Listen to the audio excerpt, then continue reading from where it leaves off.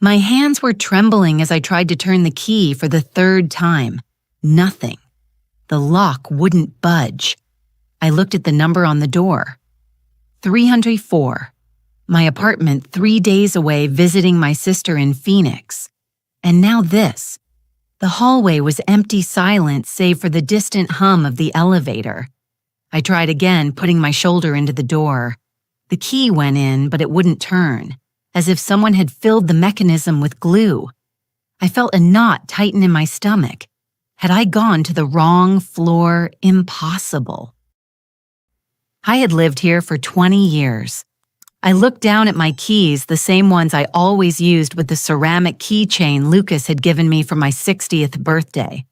Had something changed while I was gone, I pulled out my phone with clumsy fingers and dialed Lucas. First ring, second, third. My heart was beating so hard I could hear it in my ears. On the fourth ring, someone picked up. Hello? It was Jessica, my daughter-in-law. Her voice sounded strangely cheerful. Jessica, it's me, Eleanor. I can't get into the apartment. Something is wrong with the lock. There was a silence of 2 seconds. Then I heard something that made my blood run cold. A laugh, not a nervous laugh, a genuine, almost amused laugh. Oh, Eleanor, we forgot to tell you. Her tone was light casual, as if she were talking about the weather. We changed the locks yesterday. You know how it is. We needed more security. 18. I pressed the phone against my ear. You changed the locks, but why didn't you tell me I'm standing out here with my suitcases? It's what, another laugh. This one lower. Well, here is the thing. The condo is ours now officially. Lucas and I decided it was time to take the reins. You know you were getting up there in years. You need a smaller place, something more manageable. My knees almost gave out. I leaned against the hallway wall. What do you mean, it's yours? This is my apartment. It was yours. Eleanor. Now the papers are in our name. Everything is legal. Don't worry. Lucas agrees. In fact, it was his idea. I want to talk to Lucas. My voice sounded steadier than I felt. He is busy right now, but relax. You two will talk later. In the meantime, you can stay with a friend or something, right?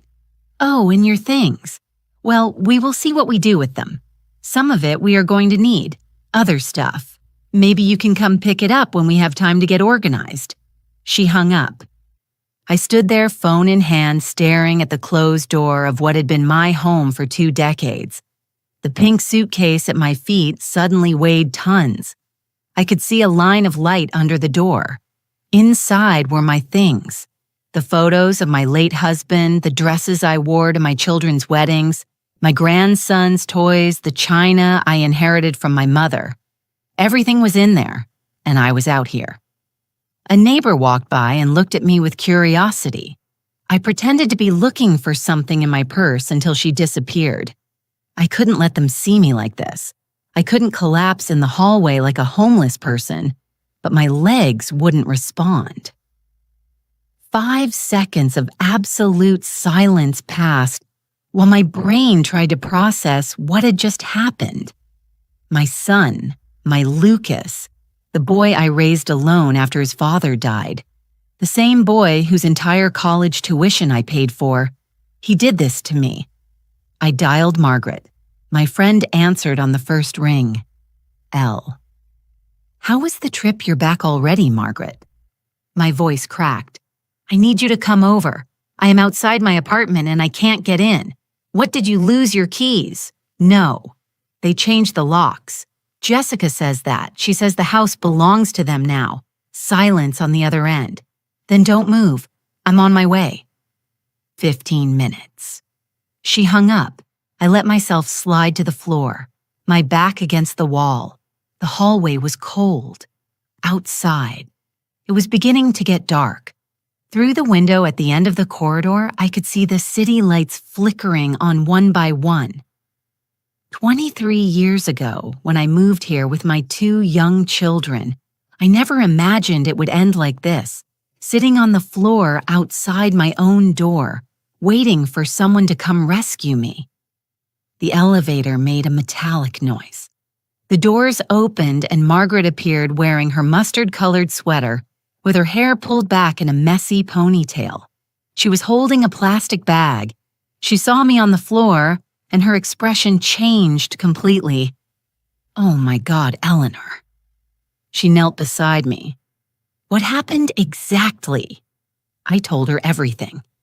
Every word Jessica said, every laugh, every pause. Margaret listened with her lips pressed together, her hands squeezing mine harder and harder. "That woman," she whispered. "That damn woman Lucas agreed. Margaret, she said it was his idea. I don't believe it. Lucas adores you. There has to be something else." Then why didn't he answer the phone? Why did he let Jessica tell me that Margaret didn't have an answer? She helped me up and took my suitcase. "Let's go to my place. We will figure out what to do tomorrow. Right now, you need to rest. I can't leave like this. All my things are in there." End quote. "And they will still be there tomorrow. Come on." Her voice was firm but gentle, the voice of someone who has been your friend for 30 years and knows exactly when to be soft and when to be authoritative. We walked toward the elevator.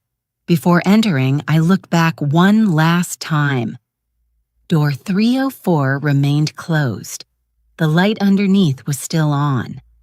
Inside my whole life, outside me, separated by a new lock that my own keys could no longer open, in Margaret's car. As we drove across the city, I tried to call Lucas another 6 times. All went straight to voicemail. I sent messages. None were read. It was as if he had disappeared from the face of the earth, or worse, as if he had decided I no longer existed to him. "Tomorrow we are going to see a lawyer," Margaret said, eyes fixed on the traffic. "I know someone, Robert. He is good, and he won't charge you for a consultation. I don't have money for lawyers. Margaret is Bitline. That is why I am telling you he won't charge for the consultation. He just wants to hear your case." I nodded, though I didn't even have the strength for that. Through the window, I watched the streets I knew by heart pass by. The bakery where I bought muffins on Sundays, the park where I took my grandson to play, the pharmacy where I picked up my prescriptions. Everything remained the same. The world kept turning. People walked, laughed, lived, and I was in that car feeling as if someone had just ripped the heart out of my chest and thrown it in the trash. When we arrived at Margaret's apartment, I sat on her beige sofa and finally allowed myself to cry. I didn't sleep that night. I stayed in Margaret's guest room staring at the white ceiling, counting the hours. Every time I closed my eyes, I saw Lucas's face when he was a child. 5 years old in his school uniform, waiting for me at the door after class. 10 years old crying because the other kids teased him for not having a father. 15 hugging me when I told him I couldn't buy him the phone he wanted because we barely had enough for food. And I always found a way. Always. I worked double shifts at the hospital for 8 years to pay for his college. I sold my mother's jewelry to give him the down payment for his first car.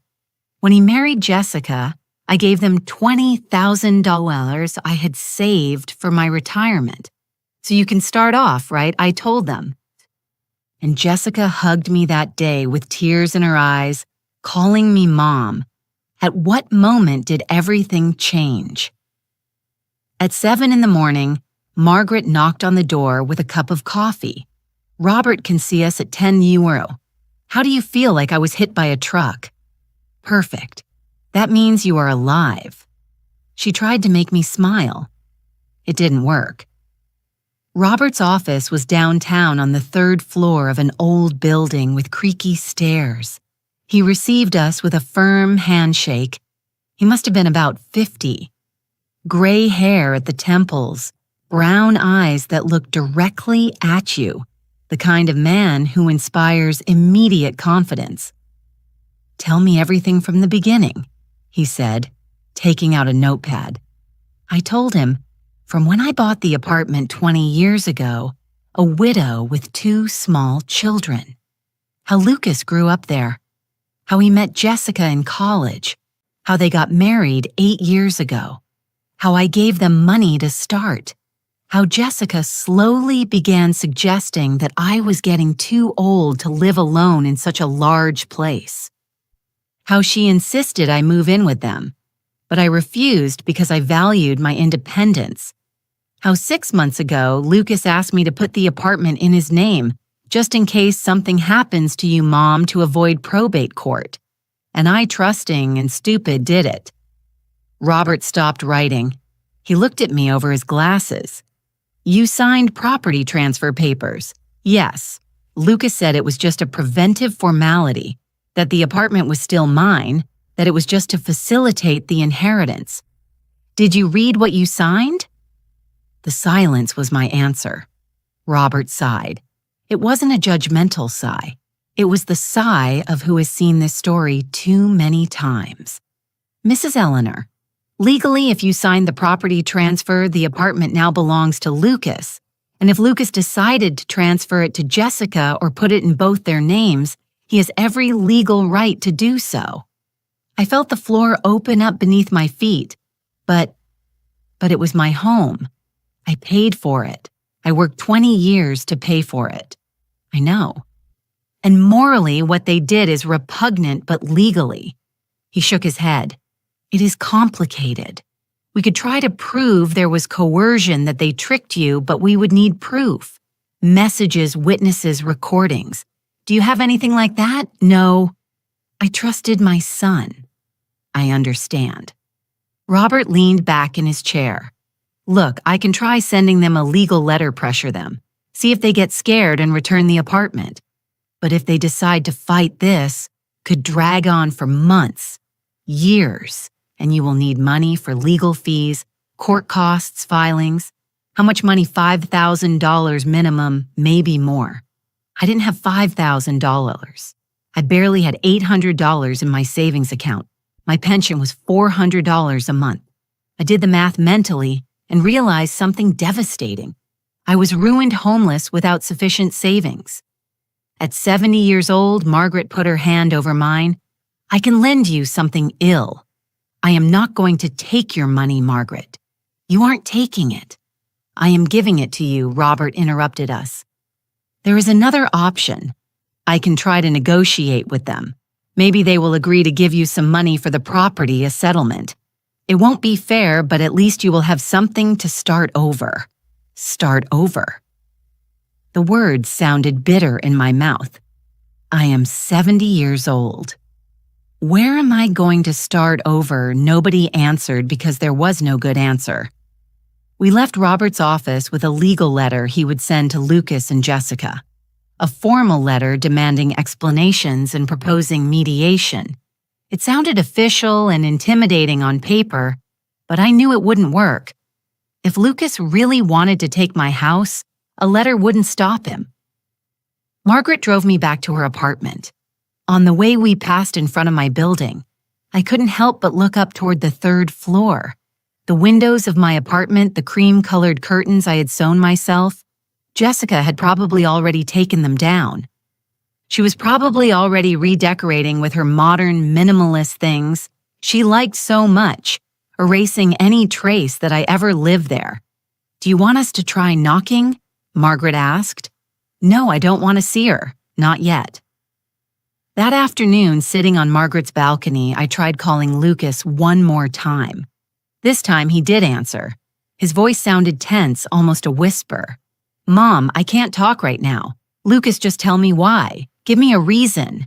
Just one reason that makes sense. It's complicated." "Then explain it to me. I am your mother. You threw me out of my house. Don't I deserve at least an explanation?" I heard noise in the background. Jessica's voice saying something I couldn't make out. Then Lucas, even quieter. "It was for the best, Mom, for everyone. Don't call anymore." He hung up. I stayed with the phone in my hand, tears running down my cheeks uncontrollably. Margaret came out to the balcony and sat next to me without saying anything. Sometimes a friend's silence is worth more than 1,000 words of comfort. The sun began to set. The sky turned orange and violet. It was beautiful. The kind of sunset I used to photograph from my balcony and send to Lucas with messages like, "Look what beauty God gave us today." And he would respond with a heart, always a heart. When did my son stop loving me? 4 days passed. 4 days living in Margaret's guest room wearing her clothes because mine were still locked in my apartment. 4 days calling Lucas and receiving silence. Robert's letter was sent, and we never got a reply. It was like shouting into a bottomless pit. On the 5th night, Margaret made chamomile tea and sat across from me at her small kitchen table. "You need to tell me everything, Elle, from the beginning. Something doesn't add up. Lucas wasn't like this." She was right. Lucas wasn't like this. At least not the Lucas I knew. I closed my eyes and went back 12 years ago. Lucas was 26. He had just finished college. I was working as a nurse on the night shift at General Hospital. I would get home at 7 in the morning, sleep 4 hours, get up to cook clean, pay bills. My life was a hamster wheel that never stopped. But it was my wheel, my apartment, my effort. Lucas got a job at a marketing firm. He didn't earn much, but it was a start. He still lived with me. He gave me $300 a month to help with expenses. We went out for breakfast on Sundays to the diner on the corner. We talked about everything. His dreams, his fears, the girls he liked. I was his confidant, his safe harbor. Then he met Jessica. I remember perfectly the day he brought her home. Tall, thin, long, straight black hair, emerald green dress, high heels even though we were just eating at home. Perfect smile, too perfect. She hugged me and said, "Miss Eleanor Lucas talks so much about you. It is a pleasure to meet the woman who raised such a wonderful man." I liked her. Oh, I wanted to believe that. The first few months were good. Jessica came to dinner on Fridays. She helped me wash the dishes. She asked about my work at the hospital. She seemed genuinely interested. Lucas was radiant in love like I had never seen him, and I was happy for him. After all, what mother doesn't want to see her son happy? A year later, Lucas told me he wanted to get married. He and Jessica had already talked. They wanted a small, intimate wedding. I offered them the $20,000 I had saved. It was all I had left after paying for his college, his car, his medical emergencies when he had appendicitis at 22. Lucas cried when I gave him the check. "Mom, this is too much. I can't accept it." "Of course you can. It is for your future. So you and Jessica start off right."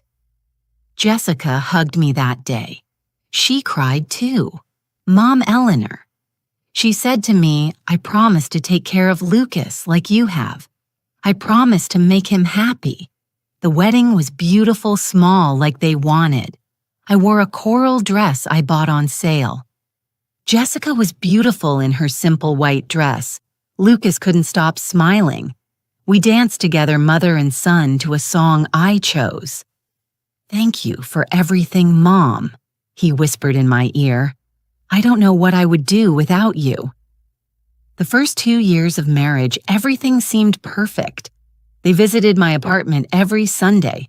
We ate together. We laughed.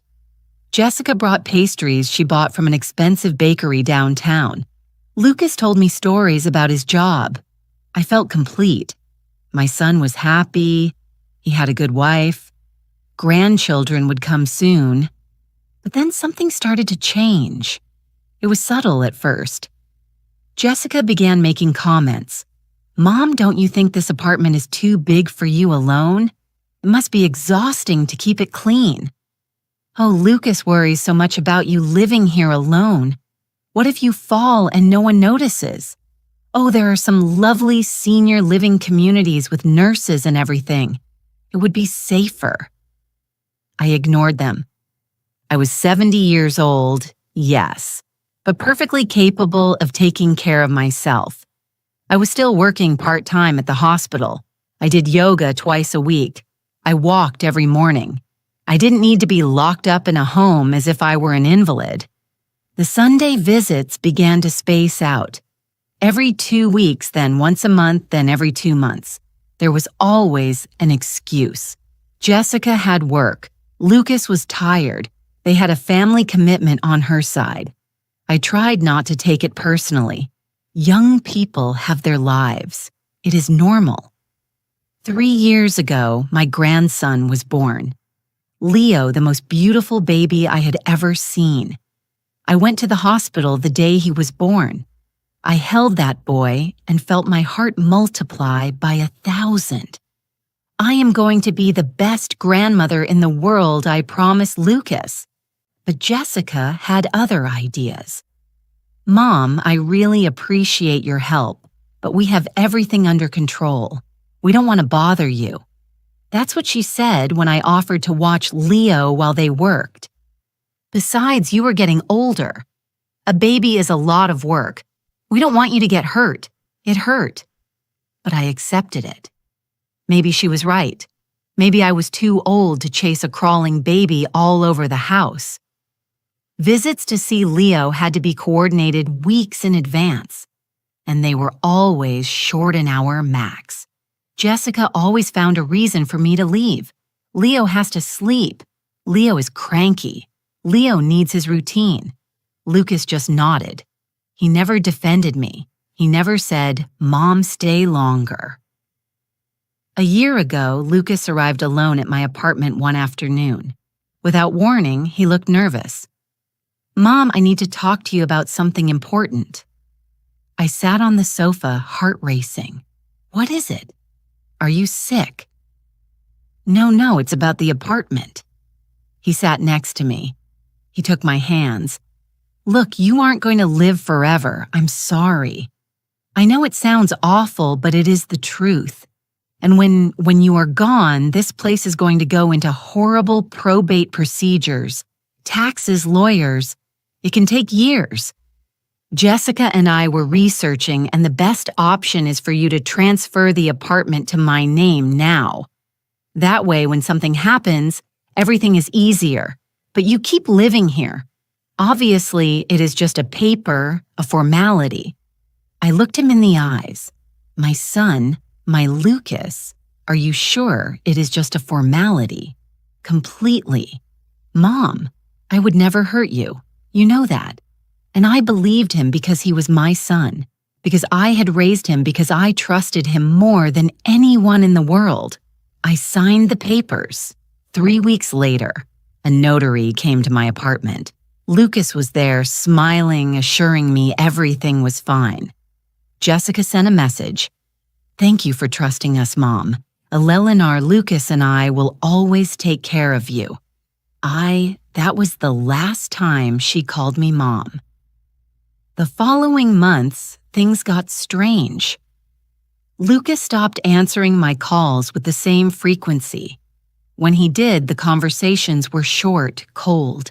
Jessica didn't even fake kindness anymore. On the few occasions I saw them, she treated me like a stranger, like a nuisance. 6 months ago, I stopped seeing Leo completely. He is in a difficult stage, sweetie. Better when he grows up a little more. That was all they told me. And now telling all this to Margaret at her kitchen table with the cold tea between my hands, I finally understood. Jessica planned this from the beginning. From the day she met Lucas and saw his mother had a paid-off apartment in a good part of the city, she studied me. She charmed me. She earned my trust. She waited patiently.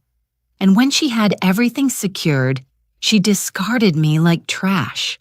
And Lucas, my Lucas, let it happen. Margaret listened to every word without interrupting.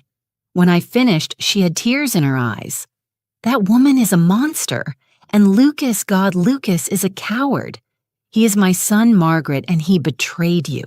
He let his wife manipulate you, use you, and throw you away. You can't defend him just because he came out of your womb. She was right. But it hurt to admit it. It hurt to accept that the boy I carried on my back when he had a fever, the teenager who cried in my arms when his first love rejected him, the young man I applauded at his graduation, that same man had destroyed me without blinking. The next day, I received a message from an unknown number. Moose Eleanor, this is Jessica. Lucas and I have talked. We understand this is difficult for you, but it was a necessary decision. We are willing to offer you $5,000 as compensation for the inconvenience. It is a generous offer considering legally we owe you nothing. You have 1 week to decide. After that, the offer is withdrawn. $5,000 for an apartment worth at least $250,000 for 20 years of payments for my home. I showed the message to Robert that same afternoon. He read it, shook his head. It is an insult, but legally, Mrs. Eleanor, we can't force them to do more. I already explained you signed the transfer. They are the owners, and if I reject the offer, then you receive nothing. And believe me, $5,000 is better than zero. I couldn't sleep again that night. $5,000 divided by 12 months, it was $417 a month. Added to my pension of $400, I had $807 monthly. I couldn't rent even a studio in a decent area with that money, much less eat, pay, utilities, medicine. The next morning, Margaret entered my room with the newspaper. Look, there are apartments for rent in the Oakwood neighborhood. They aren't luxurious, but they are safe. $800 a month for a studio. Margaret. I don't have $800 a month. I will barely have that in total. Then we get them to lower the price. Or you look for a job. A job. I am 70 years old. Who is going to hire me? You are a nurse. There are clinics, hospitals, private homes that need caregivers. We can look. The idea of going back to work full-time at my age terrified me, but the alternative was worse. Being a burden on Margaret or ending up in a shelter or on the street. I accepted Jessica's offer. $5,000 miserable dollars for my entire life. Robert prepared the papers. I signed with a trembling hand. 3 days later, the money appeared in my account along with a message from Jessica. You can come by tomorrow between 2 and 4 in the afternoon to pick up your personal belongings. Be punctual. We will only give you 2 hours. I arrived at 2:00 sharp. Margaret came with me. Lucas opened the door.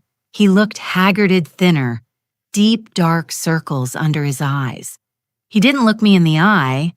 Your things are in boxes in your room. Well, in what used to be your room, Jessica is turning it into an office. I entered my apartment and almost didn't recognize it. The furniture I had chosen with such care had disappeared. In its place, modern things, cold, soulless. The walls I painted peach were now white. The family photos that hung in the hallway had been replaced by abstract art that meant nothing. My room, my sanctuary. It was empty except for 6 cardboard boxes stacked in the center. 20 years of life reduced to 6 boxes. I opened the first one, clothes, the second, photos, the third, books. In the fourth, I found my mother's china wrapped in newspaper. Several pieces were broken. I could see the loose shards at the bottom of the box. No one had bothered to pack with care. Where is the rest? I asked, my voice barely a whisper. Jessica appeared in the doorway holding Leo in her arms. My grandson, 3 years old, and he didn't recognize me. He looked at me as if I were a stranger. The rest we donated. Old things we didn't need. We thought you wouldn't need them either, considering you will now be living in a smaller place. Donated. I felt the room spin. You donated my mother's furniture, my husband's desk, the paintings I bought on my trip to Santa Fe. They were just things, Mom. You accumulated too much. This is better, more minimalist, healthier. Margaret had to hold me because my legs gave out. You are a wretched woman, she told Jessica. A heartless wretch. Jessica just smiled. Careful with the accusations. We could sue for defamation. Lucas remained in the hallway, motionless, looking at the floor. He said nothing. He didn't defend me. He didn't say anything to his wife. He was just there like a ghost of what was once my son. We carried the 6 boxes down between Margaret and me. Lucas didn't offer help. 3 trips to the car. On the 3rd, I crossed paths with Mrs. Martinez from apartment 302. She had known me since I moved in. Eleanor, what are you doing with so many boxes I couldn't answer? Margaret did it for me. She is going on a long trip. A white lie. Easier than explaining the truth. In the last box, I found something that broke me completely. A letter written by Lucas when he was 17. I found it in his high school things. It said, Mom, I know sometimes I am difficult and I don't say it enough, but you are my hero. Everything I am is thanks to you. Someday I'm going to take care of you like you have taken care of me, I promise. I love you more than anything in the world. The uneven handwriting of a teenager. The honest words of a son who loved his mother. Where was that Lucas now? What did Jessica do to him to transform him into this stranger who let me carry boxes without helping me? Back at Margaret's house, I opened every box looking for specific things. My wedding photo album. It wasn't there. The letters my husband wrote me while we were dating. Neither were they. The pearl necklace my grandmother left me. Gone. The blanket I knitted when Lucas was a baby. I didn't find it. Everything that had sentimental value had been donated or thrown away. They only left me the basics. Clothes, some books, loose photos, objects without importance to them, but that were my history, my identity. That night, I called my younger daughter, Sarah. She lived in Houston with her husband. We hadn't spoken in months because we had drifted apart since she got married and moved. I told her everything. Mom, I can't believe it. Lucas was always the perfect son. How could he do this to you? I don't know, honey. I don't know. Do you want to come to Houston? I can. Well, we don't have much space, but we can manage. I am not going to be a burden on you, too. You wouldn't be a burden, but we both knew she would be. Sarah and her husband could barely handle their own expenses. Adding another person to their small apartment would be a disaster. I hung up feeling lawnier than ever. 70 years old without a home with $5,000 that would evaporate in months. With a son who betrayed me and a daughter who was too far away to help me. With boxes full of broken pieces of a life that no longer existed, Margaret came in with 2 glasses of wine. I know it doesn't solve anything, but you need this. I took the glass. The wine was warm, cheap, but in that moment it tasted like the only thing I had left the kindness of a friend who hadn't abandoned me. What am I going to do, Margaret? You are going to survive because that is what you do, what you have always done. But for the first time in my life, I wasn't sure I could do it. I spent the next week looking for apartments. Margaret accompanied me to see 12 options. All were depressing. Tiny studios with water stains on the walls, buildings in dangerous zones where the sound of sirens was constant background music, bathrooms with broken tiles, kitchens where barely one person fit, and absolutely all asked for first month, last month, and deposit. That meant spending $2,400 up front, almost half of everything I had. Finally, I found one. Oakwood neighborhood, as Margaret had suggested, 3rd floor, no elevator, 400 square feet, that smelled of pine and bleach. The landlord was a man of about 60 named Mike. He had a prominent belly and a kind smile.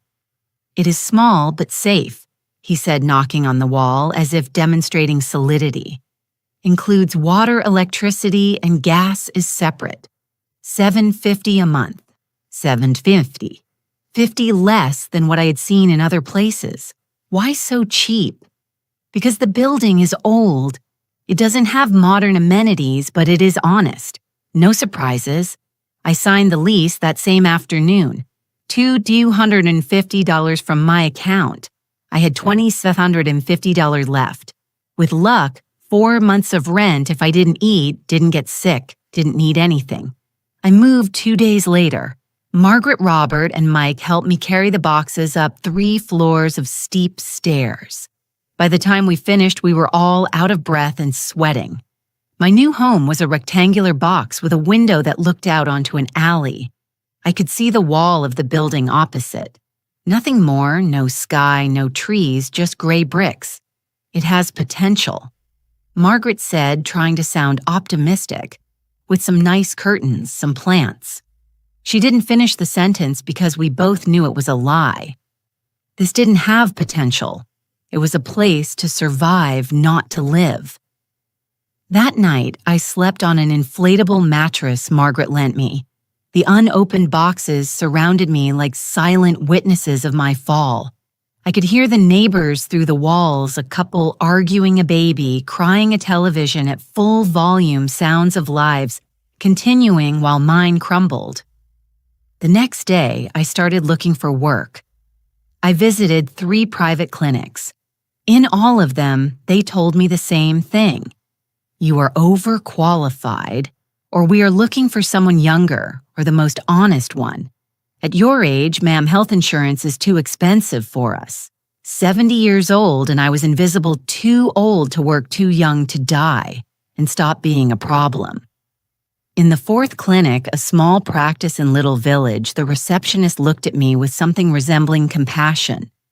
"Look, we don't have official openings, but Dr. Stevens sometimes needs help with elderly patients. Simple things. Taking vital signs, accompanying them to tests, pays by the day. In cash, it isn't much. How much? $50 a day. When there is work, dime $50. If I managed to work 4 days a week, it would be $800 a month. Added to my pension, $1,200. Could I pay the rent, eat, survive? Barely. When can I start? Leave me your number. I will call you if something comes up." I walked out of there with a small spark of hope. It wasn't much, but it was something. That afternoon, Margaret appeared at my door with a shopping bag.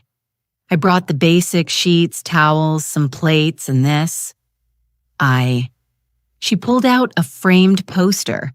It was a beach at sunset, bright orange and pink colors. So you remember the world is still beautiful even when it doesn't seem like it. We hung the poster on the only free wall.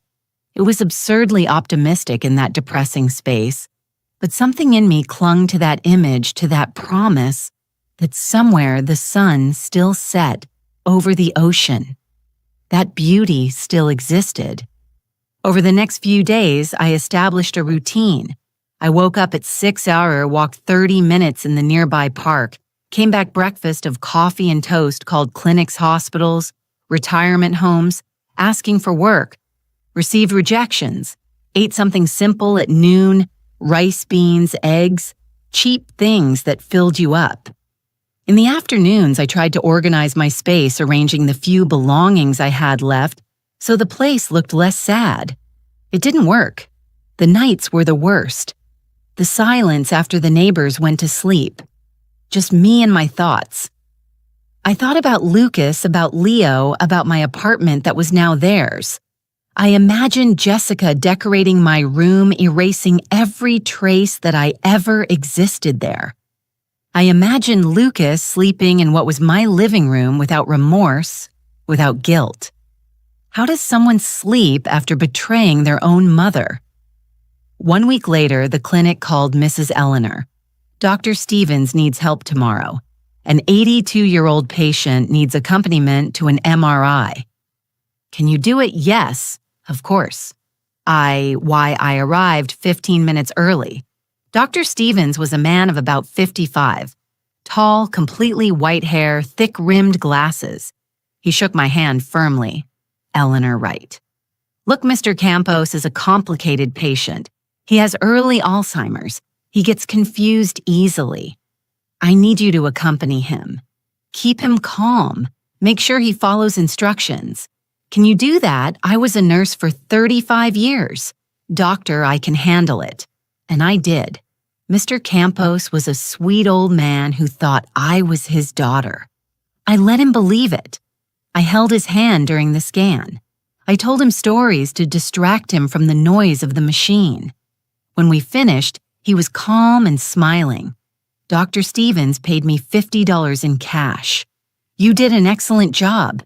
Can you come back Thursday? I have another patient who needs accompaniment to chemotherapy. I'll be there.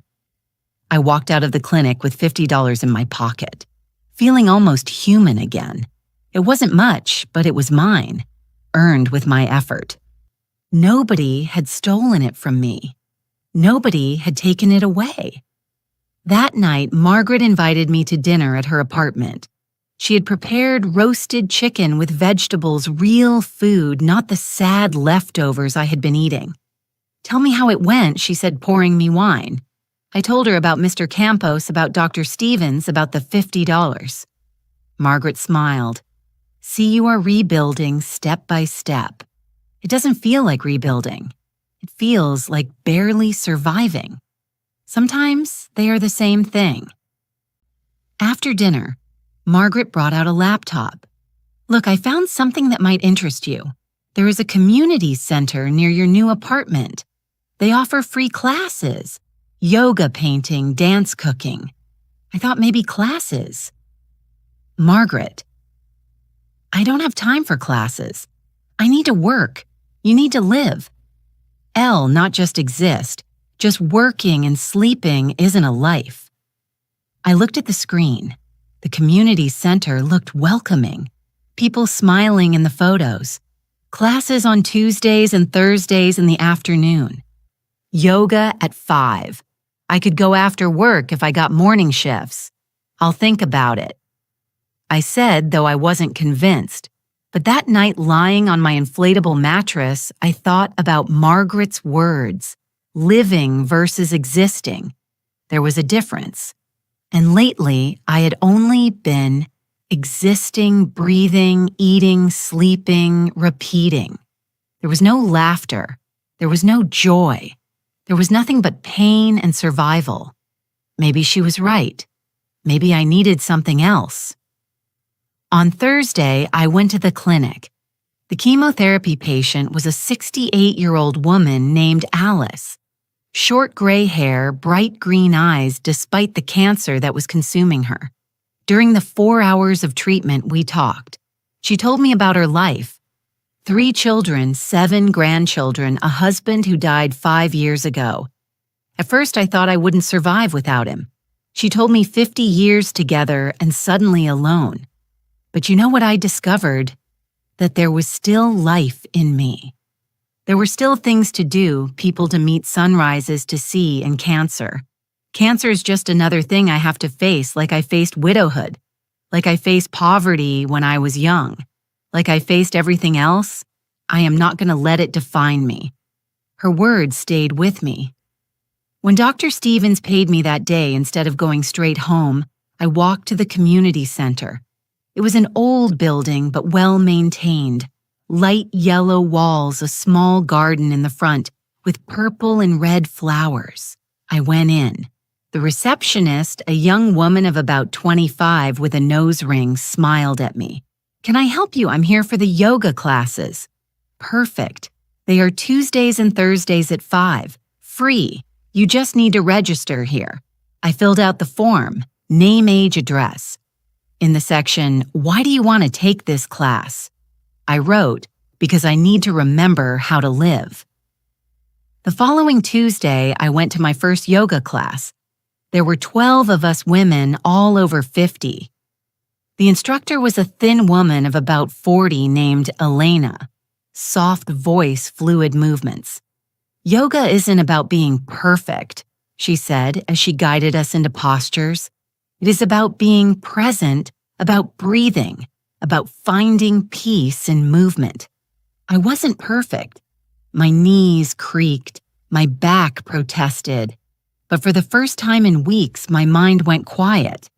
I didn't think about Lucas. I didn't think about Jessica. I didn't think about my lost apartment. I just breathed. I just moved. I just existed in that moment. After class, one of the women approached me. She was older than me, maybe 75. White hair pulled back in a messy bun.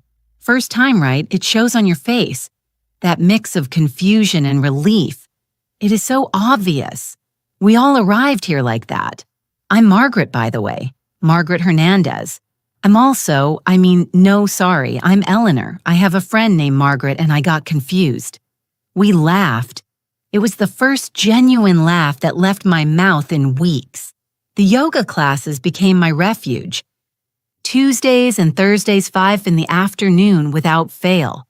The group of women welcomed me with unexpected warmth. Besides Margaret Hernandez, there was Rose, a former elementary school teacher with arthritis in her hands, but a contagious smile.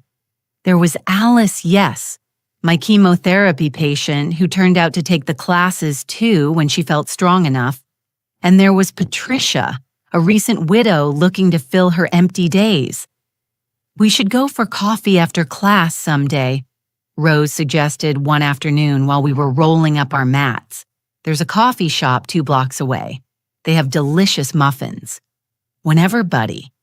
"I can't spend money on coffee shops," I said before thinking. Then I regretted it. I sounded so poor, so defeated, but Rose just nodded. I understand perfectly. I couldn't at first either. My pension barely reached. But I discovered that a coffee once a week shared with good company is worth more than staying home, saving those $3 and feeling miserable. She was right. We went that afternoon. The coffee shop was small with worn wooden tables and checkered tablecloths. I ordered the cheapest coffee. They ordered everything: cappuccinos, milkshakes, slices of cake. They insisted on sharing with me. "That is how we work here," explained Alice, passing me a piece of her apple pie. "We've all been at rock bottom at some point. We all know what it is to have nothing, so when we can, we share." I told them my story. Not everything. I couldn't. It was too fresh, too painful. But I told them enough that my son had kept my apartment, that I was living in a tiny studio, that I worked when I could at Dr. Stevens' clinic. None judged. None looked at me with pity, just understanding. "My daughter doesn't speak to me," said Patricia the widow. 3 years ago, I lent her $15,000 for her business. The business failed. She told me it was my fault for pressuring her to accept the money. It wasn't. She asked for it, but now I am the villain of her story. I haven't seen my grandchildren since then. It's a morat. "My son lives in California," added Rose. "He calls me on my birthday and Christmas twice a year as an obligation, like checking a box on his to-do list. I haven't seen him in person for 20 years. Stories of mothers broken by ungrateful children. I wasn't alone. I wasn't the only one. That didn't make it hurt less, but it made the pain more bearable. Shared." I started going to the coffee shop every Thursday after yoga. It became a tradition, my small weekly luxury. $3 that I could have saved but invested in my sanity. Work at Dr. Stevens' clinic became regular. 3, sometimes 4 days a week, $50 a day. It wasn't enough to thrive, but it was enough to survive with dignity. The doctor was good to me, kind patient when I made mistakes with the new computer system they used. "Eleanor, have you thought about getting certified as a professional caregiver?" He asked me one day. "There's a lot of demand, and they would pay better than what I can offer you at my age." Precisely because of your age. Elderly patients feel more comfortable with someone of their generation, someone who understands them. He gave me information about a certification course. It lasted 6 weeks, cost $300. $300 I didn't have. I kept the brochure anyway. That night in my tiny apartment, I did the math. If I worked 4 days a week for 2 months, I could save the $300. I would have to eat even cheaper. Rice and beans almost every day. No coffee on Thursdays, no extra expenses. But it was possible. For the first time in months, I felt something resembling hope. A plan, a future, small, modest, but mine. 2 weeks later during yoga class, Elena announced there would be a special class on Saturday. Yoga at sunrise in the park to welcome the new day with intention and gratitude. "I'll wait for you at 6:00 in the morning." "H too early for me," joked Rose. But I went. I arrived at the park at 5:50. The sky was still dark, barely painting itself gray on the horizon. Elena was already there setting up mats. And there was someone else, a man, tall, thin, white hair cut very short. He looked my age, maybe a little older. "Good morning," he greeted me with a smile. "I'm Arthur." "Like the king," he laughed. "Yes, like the king, but I'm not royalty. I'm a retired history professor and addicted to yoga, apparently." 18. We did the class while the sun came up. It was magical. The golden light filtering through the trees, the fresh morning air, the silence of the park before the city woke up. I felt alive in a way I hadn't felt in years. Afterward, Arthur approached while I rolled up my mat. "Do you come often to the regular classes? I hadn't seen you. I go Tuesdays and Thursdays in the afternoon. You must come at another time." "Exactly. Mondays, Wednesdays, and Fridays in the morning, but Elena convinced me to try this special class. I don't regret it." We walked together toward the park exit. Easy conversation light. He talked about his years as a professor, about his love for history, about his wife who died 4 years ago, cancer. It took her quickly, 6 months from diagnosis to the end. "I'm sorry, me too. But I learned that grief doesn't have to consume you. You can carry it with you and keep living. In fact, it is the only thing you can do. It is not abitted." We reached the corner where our paths separated. "It was a pleasure meeting you, Eleanor. I hope to see you at another special class." Likewise, Arthur. I went home with a strange sensation, warmth, as if something good had just entered my life. Not romance, not at my age, but maybe friendship company, someone who understood loss.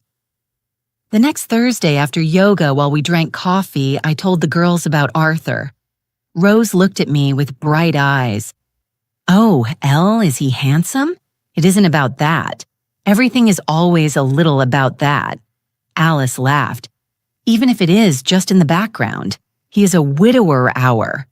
"I am. Well, technically, I am also a widow, but I am broken. My son destroyed me. I don't have room for anything else. Precisely because of that, you need room for something else," said Patricia, the other widow. "When my husband died, I thought I would die with him, that my life had ended. But one day, a man at the supermarket helped me reach a can on the top shelf. He smiled at me, and I realized I could still feel things, little things, gratitude, warmth, humanity. We don't end when someone hurts us, Eleanor. We just change." Her words resonated in me for days. Life established a rhythm. Work at the clinic, yoga twice a week, coffee on Thursdays morning, walks, simple meals, nights, reading old books I found at a garage sale for 50 cents each. It wasn't the life I had imagined. It wasn't the life I had built for 70 years, but it was a life. And slowly, very slowly, it started to hurt less. There were moments, sure moments, where I woke up in the middle of the night and forgot where I was. I looked for the window that faced the park in my old apartment and only found the wall of the building opposite. Moments where I saw a grandmother with her grandson in the park and my chest tightened, thinking of Leo. Moments where I walked past a store and saw something Lucas had loved as a child. Toy dinosaurs chocolates with almonds and had to stop to breathe. But those moments spaced out each time, less frequent, less intense. One Saturday, 6 weeks after moving into my studio, Elena announced another sunrise class. I went again. Arthur was there too. This time after class, he invited me to breakfast. I know a place that makes the best pancakes in the city. My treat. I hesitated not because of him, because of me. Because of the fear of starting to depend on someone's kindness, of opening up, of trusting. They are just pancakes, Eleanor, he said with a smile. Not a lifetime commitment. We went, and he was right. The pancakes were extraordinary.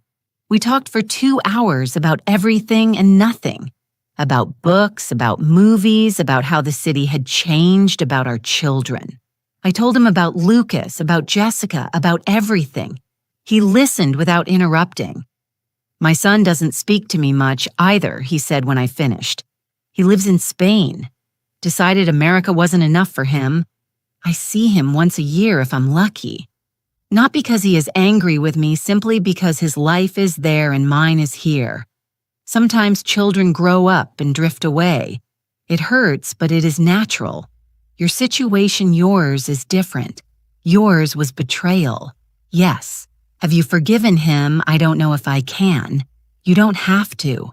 Not now. Maybe never. Forgiveness is for you, not for him. When you are ready, if you ever are, it will be on your terms. Wise words from a man who clearly had made his own peace with loss and disappointment. Breakfast with Arthur became routine. Every other Saturday after sunrise, yoga, nothing formal, nothing romantic. Just 2 older people sharing coffee and conversation. He told me stories of his teaching years. I told him about my patients at the clinic. We laughed. Sometimes I forgot for whole minutes the weight I carried. I managed to save the $300 for the certification course. It took me 3 months of eating rice with eggs almost every day. 3 months without Thursday coffees, which the girls understood completely. 3 months of walking instead of taking the bus when I could. But I did it. I enrolled in the course. It started in 2 weeks. 6 weeks of night classes 3 times a week. Dr. Stevens gave me permission to adjust my schedule to attend. I am proud of you, Eleanor, he told me. Many people in your situation would have given up. You are fighting. I have no other choice. There are always choices. Giving up is one. You chose to fight. That means something. The night before the course started, Margaret came to visit me. She brought a bottle of cheap wine and a bag of tacos. Preemptive celebration, she announced, for your new beginning. It's soul. We ate sitting on the floor of my studio because I only had 1 chair. We drank wine in plastic cups because I still hadn't bought glasses. And for the first time in months, I felt something resembling happiness. You know what is most incredible, Margaret said, cheeks pink from the wine, that despite everything that happened, you are still here. Stronger, more yourself than when you lived in that big apartment taking care of everyone but you. I don't feel stronger, but you are. The Eleanor of 6 months ago would have stayed paralyzed. You moved. You rebuilt yourself. That is strength. Maybe she was right. Maybe there was strength in surviving and getting up every morning and continuing to breathe when everything inside me wanted to stop.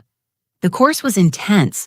We learned care techniques for patients with reduced mobility, how to handle basic medical emergencies, hygiene protocols, legal aspects of professional care. There were 20 students. I was the oldest. Some looked at me with curiosity. A 70-year-old woman studying again, but most treated me with respect. I met a classmate named Alice. Not my yoga Alice. Another Alice younger, maybe 50 years old, recently divorced. My husband left with a woman 20 years younger, she told me during a break. Left me with nothing. I have to reinvent myself or starve. I am reinventing myself too, I told her. Why? If it isn't too personal to ask, I told her a summarized version. My son, the apartment, the betrayal. She shook her head. Children can be cruel. My daughter took her father's side. Says I drove him away with my demands.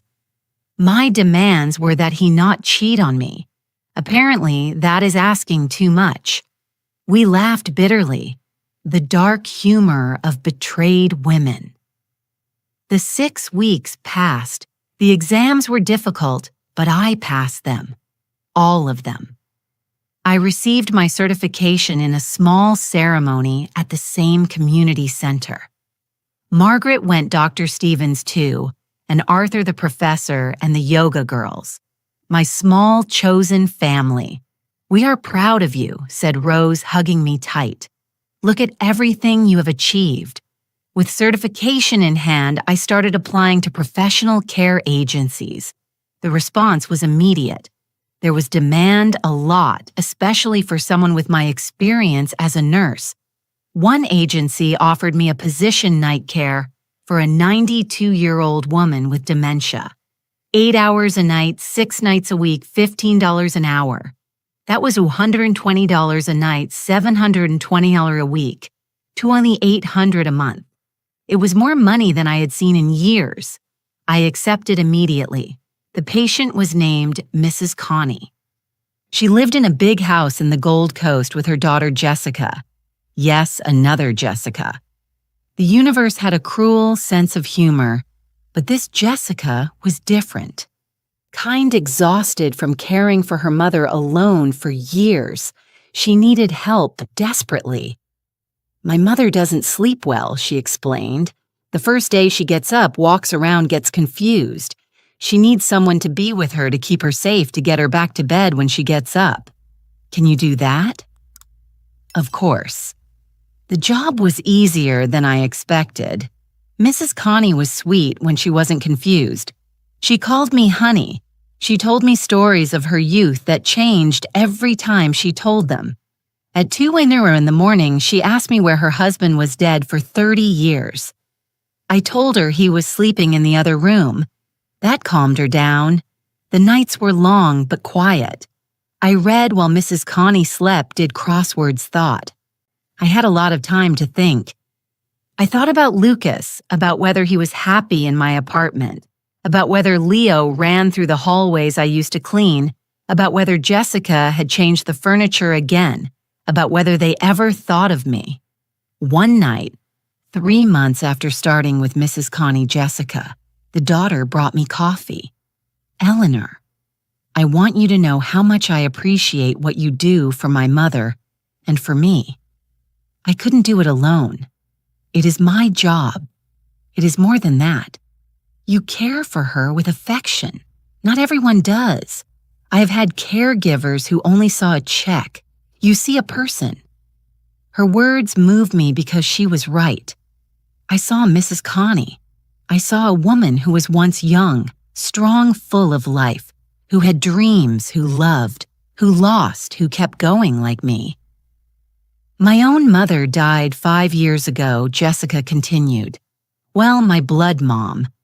Mrs. Connie is my mother-in-law, but I take care of her as if she were mine, because that is what you do when you love someone. You take care of them even when it is hard, even when it costs you. I stayed silent thinking about Lucas, about whether he thought the same about whether he had taken me out of my house because he thought it was best for me. I didn't believe it, but the doubt was there. The money started to accumulate. $2,800 a month plus my pension plus the occasional jobs I kept doing with Dr. Stevens on days off. Suddenly, I had $3,500 monthly. I paid my rent, my utilities, my food, and I had left over. For the first time in months, I breathed easily. I opened a savings account. I started depositing $1,000 every month. Not much for some a fortune for me. It was my safety net, my freedom, the promise that never again would I be completely vulnerable. Margaret noticed the change in me. "You look different," she told me during one of our Thursday coffees. "Lighter. I feel different, like I can finally breathe. Have you heard anything from Lucas? No, and I don't want to know. It was a lie." Of course I wanted to know. Every day I checked my phone expecting a message, a call, an apology. Nothing ever came. But life went on. Yoga twice a week. Breakfast with Arthur every other Saturday. Work with Mrs. Connie 6 nights. Occasional shifts at the clinic. My routine, my new normal. One Tuesday after yoga, Arthur invited me to walk through the park. "There is something I want to show you," he said. We walked to an area I didn't know. There was a small community garden plots of land where people grew vegetables, flowers, herbs. "I am thinking of renting a plot," he told me. "I always wanted to have a garden, but my wife was allergic. Now I can. Would you like to help me? We could share the plot and the harvest. I don't know anything about gardening. Me neither. But we can learn together." There was something sweet in the proposal. Not romantic exactly, but intimate. A promise of shared time, of creating something together. "Okay," I said. "Let's try." We rented a 10-acre 10 FT plot. It cost $20 a month. We bought seeds, tomatoes, lettuce, peppers, flowers too, because Arthur insisted that every garden needed beauty, as well as function. Every Saturday afternoon after our breakfasts, we went to the garden. We dug, we planted, we watered. We got our hands dirty with soil.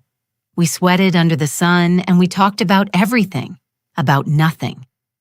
One day, while pulling weeds, Arthur said, "You know what is beautiful about plants? They don't hold grudges. You neglect them. They wither, but you give them water, light care, and they grow back. I wish humans were like that." "Some are," I answered.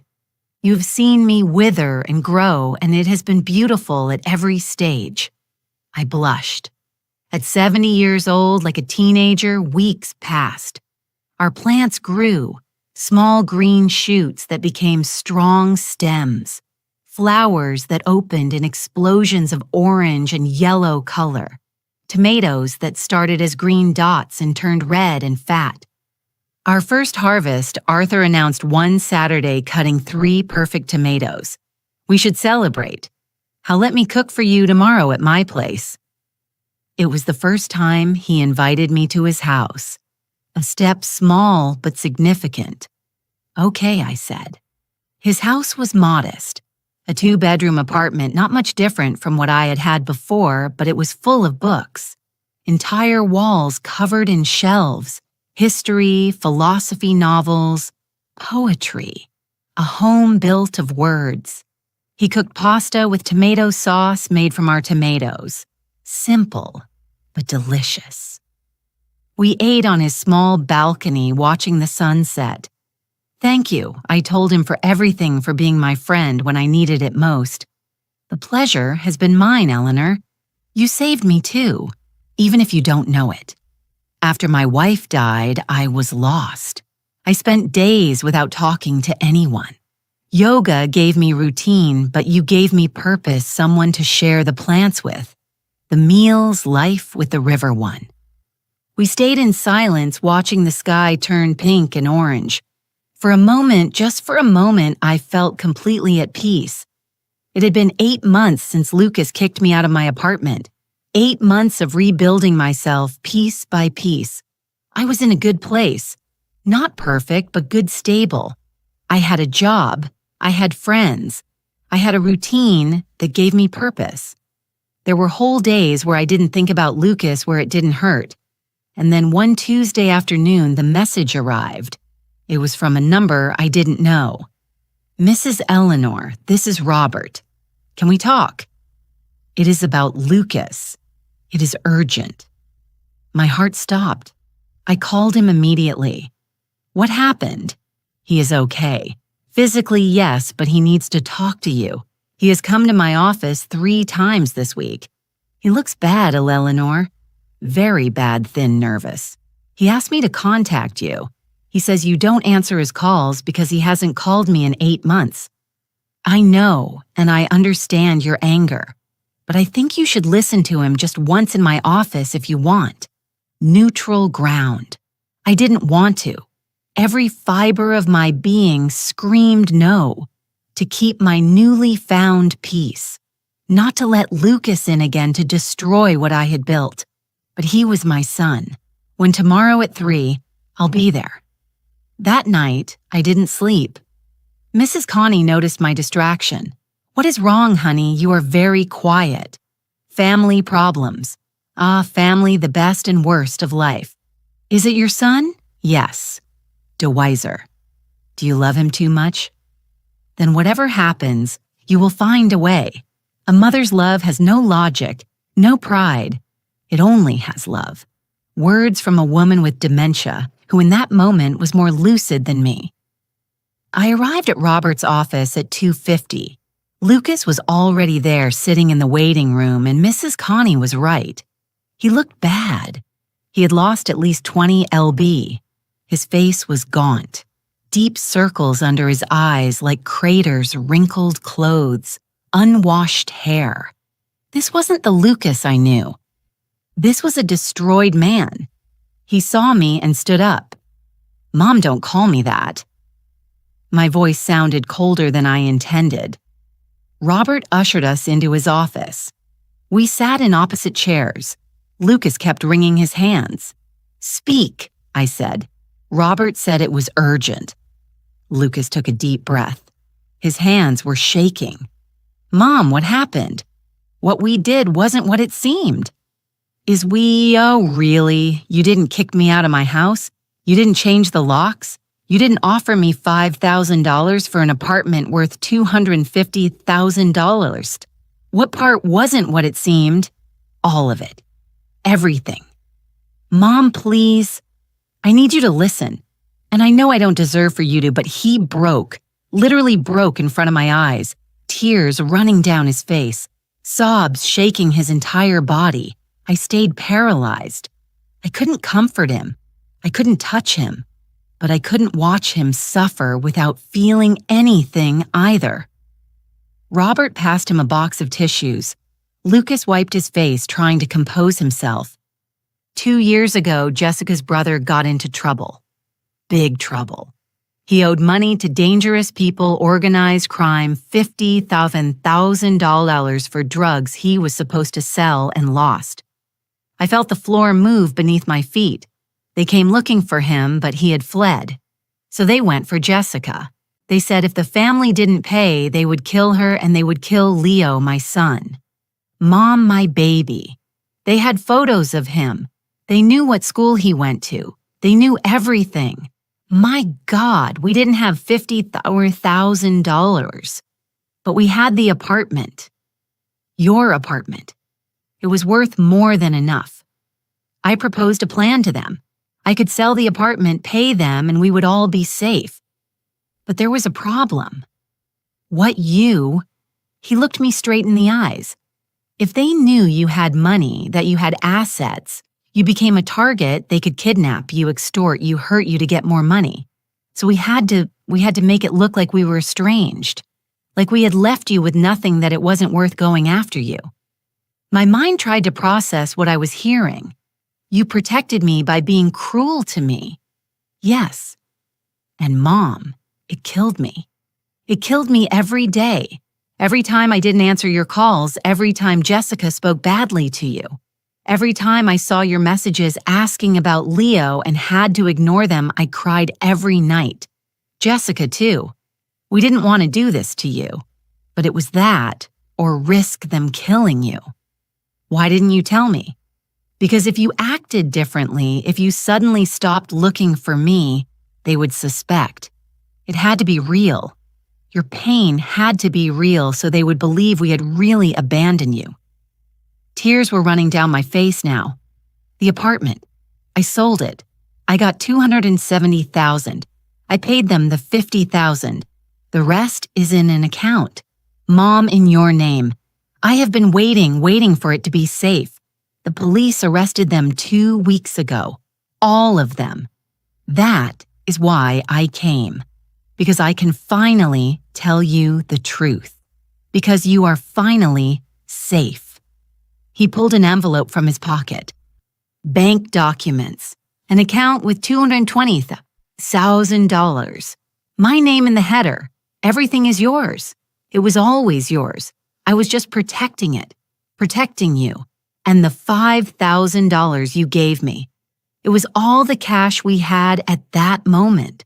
We wanted to give you more, but we had to pay lawyers, police, private investigators. Everything went to trying to solve this. I couldn't breathe. 8 months. 8 months of hatred, of feeling betrayed, of rebuilding myself on the foundation that my son had destroyed me. And everything was a lie. Well, not a lie. The truth was more complicated, more painful in a different way. Jessica. She is destroyed too. She hates her brother, doesn't speak to him, probably will never speak to him again. But we saved Leo. That is what matters. Why the laugh? When I called that day and she laughed, Lucas closed his eyes. They were listening.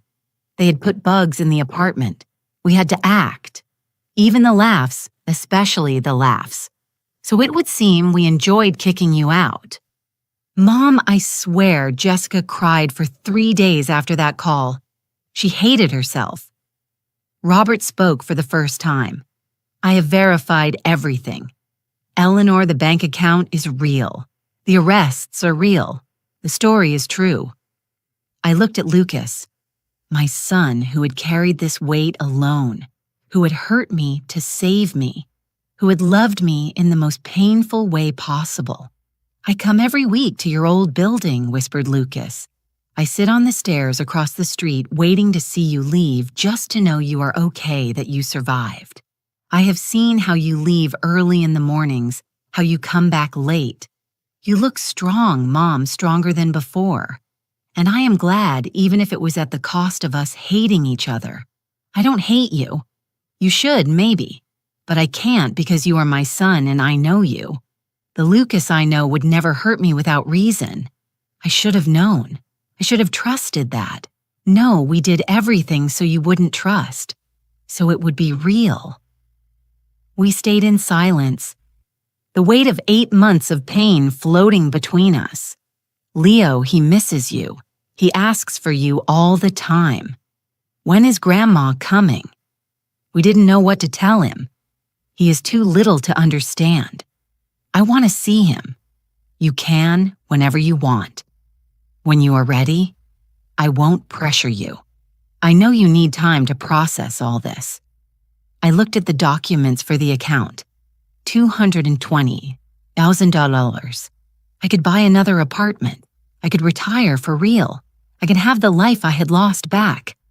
But something in me had changed. In these 8 months, I had discovered a version of myself I didn't know. An Eleanor who could survive alone, who could make new friends, who could work hard and feel proud, who could find unexpected love in a community garden with a widowed professor. I didn't want to lose that Eleanor just because I now had money again. I need time, I said finally, to think, to feel. This is a lot, I know. Take all the time you need. But Mom, please believe me when I tell you not a single day passed without me thinking of you, without hating myself for what we were doing to you, even if it was for the right reasons.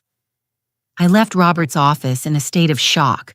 Lucas tried to hug me before leaving, But I pulled away not with anger, just with a need for space, for air, for time for my brain to process what it had just heard. I walked aimlessly for hours through streets I didn't know. I passed stores without seeing them. The city moved around me, but I was in a bubble. 8 months. 8 months believing a lie that turned out to be the most painful truth. My son had loved me so much, he was willing for me to hate him. Jessica, too. They had endured being the villains of my story to keep me safe, to protect Leo, and they had succeeded. I was alive. Leo was safe, but the price had been almost destroying us all. I ended up on a park bench, the same park where I did yoga, where I had planted the garden with Arthur. I took out my phone. I had messages. One from Margaret. How did it go with Lucas? Call me. One from Arthur. Reminder that tomorrow we water the plants. Are you still on? One from Dr. Stevens. Can you cover a shift tomorrow afternoon, my life? The life I had built on rubble. The life that now made sense, but in a completely different way. I called Margaret. I told her everything. Every word Lucas said, every detail of the bank account, every tear. Oh my God. Elle, I can't even process it. How do you feel? I don't know. Relieved, furious, sad, happy, everything at the same time. It is possible to feel all that together after what you have lived. It is possible to feel anything. So $222, Margaret. I could buy a condo. I could stop working nights. I could have my life back. But I don't know if I want that life back. The Eleanor who lived in that apartment was asleep. Comfortable, but asleep. The Eleanor of now is alive, awake. I feel everything more intensely, the good and the bad. Then don't go back to being who you were. Be who you are now, but with more resources. Wise Margaret, always wise. That night, I worked with Mrs. Connie as always. I didn't tell her anything, because she wouldn't remember anyway, but her presence was comforting. At 3 in the morning, when she woke up confused looking for her dead husband, I guided her back to bed with infinite patience. You also lost someone, she asked me with surprising lucidity. I see it in your eyes, that pain of someone who lost something important. I thought I had lost my son, but it turns out he was just hiding, protecting me in his own way. And now that you found him now, I have to decide what to do with that. Love isn't black and white, honey. It is gray. It is complicated. It is forgiving even when it hurts, especially when it hurts. She fell asleep again, leaving me with her words. The following days were a roller coaster. Lucas called me. I didn't answer immediately. I needed space, but I sent him a message. I need time. I am not angry, just need to process. He replied, I understand. I will be here when you are ready. I love you, Mom. Those words, I love you, Mom. It had been 8 months since I heard them. They felt real now. Not empty, not forced. Real. On Saturday, I went to the garden with Arthur. While we watered our tomatoes, I told him everything. He listened without interrupting as always. When I finished, he remained thoughtful. You know what the hardest part of love is, he said finally, that sometimes they protect us in ways that hurt us, and we have to decide if the love behind the wound is enough to forgive the wound itself. Could you... I forgave my son for not coming to his mother's funeral. He was in Spain, said he couldn't get a flight in time. Later, I found out he could. He simply didn't want to, couldn't face seeing her in a coffin, preferred to remember her alive. It hurt that he wasn't there. But I understood why. Did you tell him no? Because his pain was real too. Not everything needs to be said. Sometimes forgiveness is silent. Wise words from a man who had lived enough to understand the gray nuances of human relationships. A week later, I called Lucas. I want to see Leo. When tomorrow in the park, neutral ground, just him and me first. Later, you and I can talk, whatever you want. Mom, whatever you need. On Sunday, at 10:00 in the morning, I was at the park. Lucas arrived with Leo by the hand. My grandson, he had grown so much in 8 months. He was no longer a baby. He was a little boy with messy black hair and his father's eyes. Lucas let him go. Leo ran toward me. Grandma. He didn't even hesitate. He hugged my legs with the strength of a small bear. He smelled of baby shampoo and cookies. I knelt down. I hugged him. I cried on his small shoulder while he patted my head. Don't cry, Grandma, I'm here. Lucas stayed at a distance, giving us space. Leo and I played. He told me about his school, about his friends, about the dog he wanted, but his parents wouldn't let him have, as if the last 8 months hadn't existed.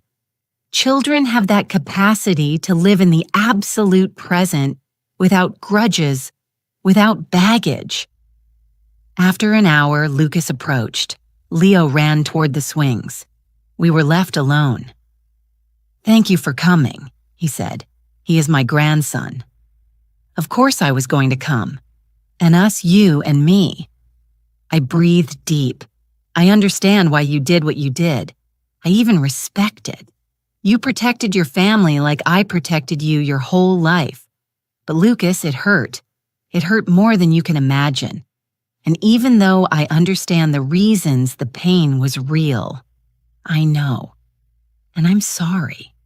I feel it with every part of my being. I don't need you to feel it. I need time. I need to rebuild trust. Not that you love me that I know now, but that if something happens again, you will include me. You will tell me you won't protect me by keeping me in the dark. I promise you. Never again. Good. We stayed in silence watching Leo play. Two people who loved each other, but who had been broken and were now trying to find the way to fit back together.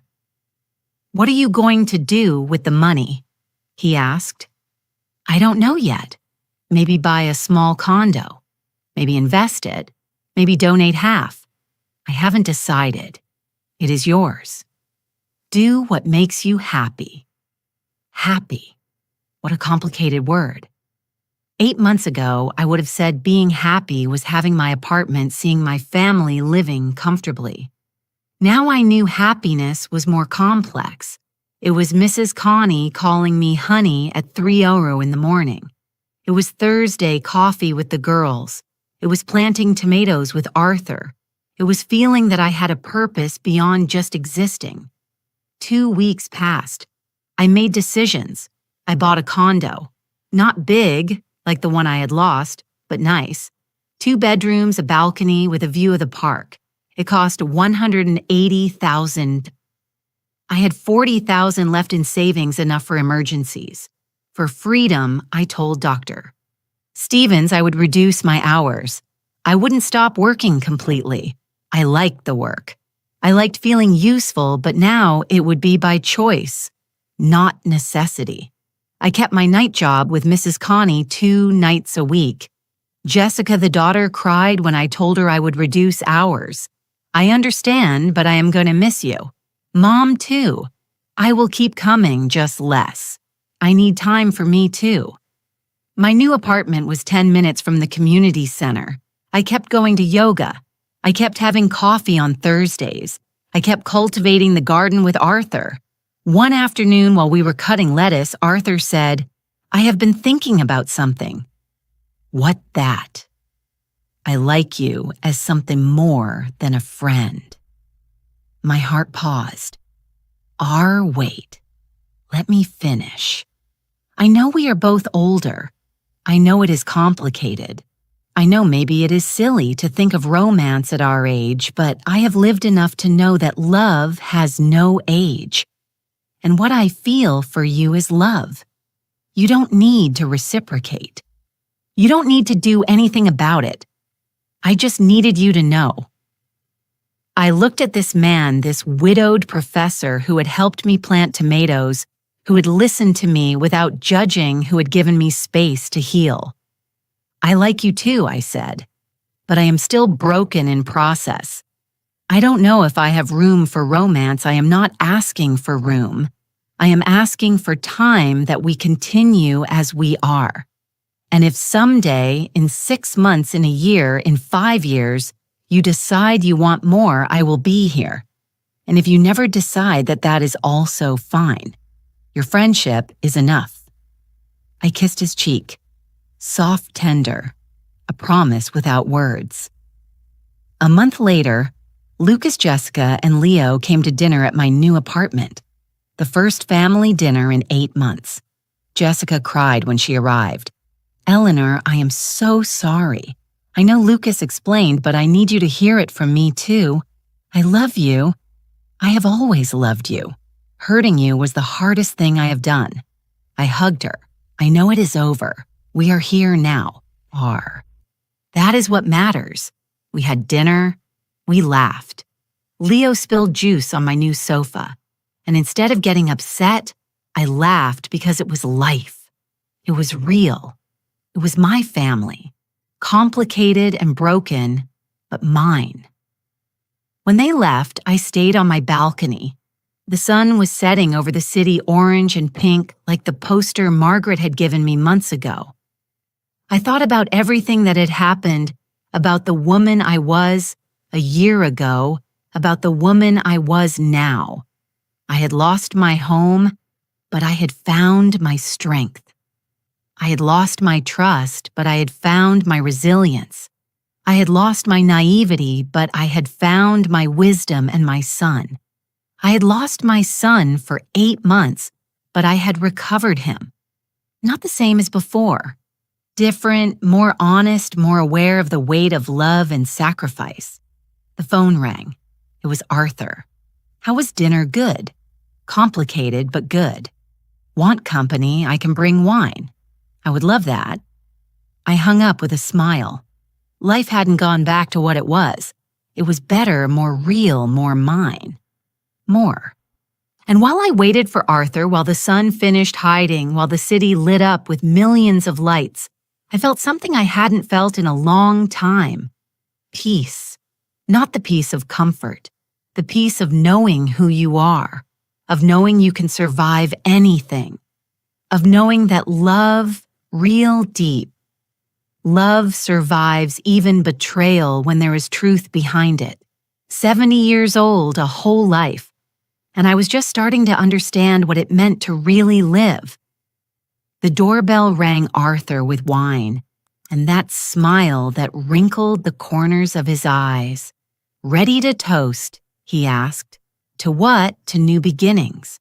To second chances to us, we toasted. And in that moment, in my new apartment, with my new life surrounded by people who loved me in complicated but real ways, I knew I had arrived exactly where I needed to be. Not at the end, at the